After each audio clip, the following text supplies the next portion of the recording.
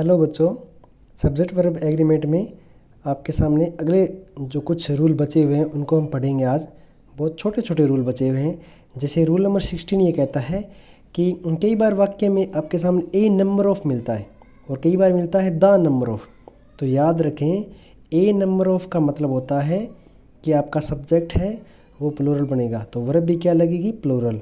The number of लगेगा तो मतलब आपका सब्जेक्ट सिंगुलर है, तो वर्ब क्या लगेगी, सिंगुलर।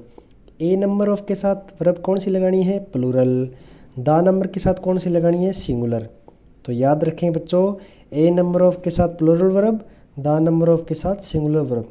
रूल नंबर 17 ये कहता है कि कई बार आपके वाक्य में नथिंग बट का प्रयोग होता है, इट का प्रयोग होता है, उसके बाद वर्ब पूछ लेता है कि वर्ब क्या आएगी। तो चाहे नथिंग बट आए या इट आए, नथिंग बट का मतलब कुछ नहीं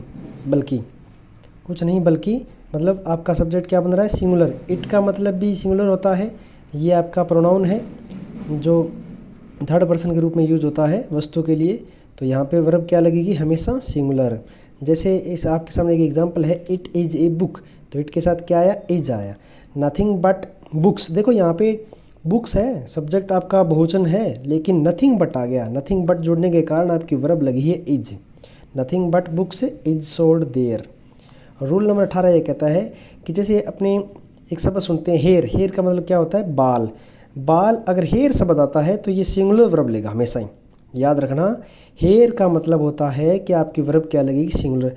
लेकिन अगर मैं लगा दूं सम या मेनी, अगर मैं हेयर के साथ लगा दूं सम और मेनी, तो आपका वर्ब हमेशा प्लूरल बन जाएगी।